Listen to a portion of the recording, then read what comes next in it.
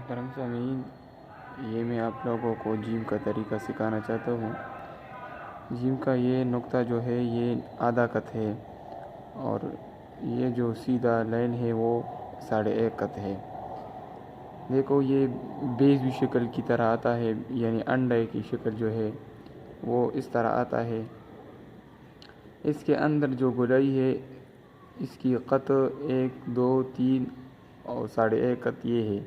یہ 3.5 قط کے آتے ہیں، اور یہ جو ہے یہ 5.5 قط کے آتے ہیں۔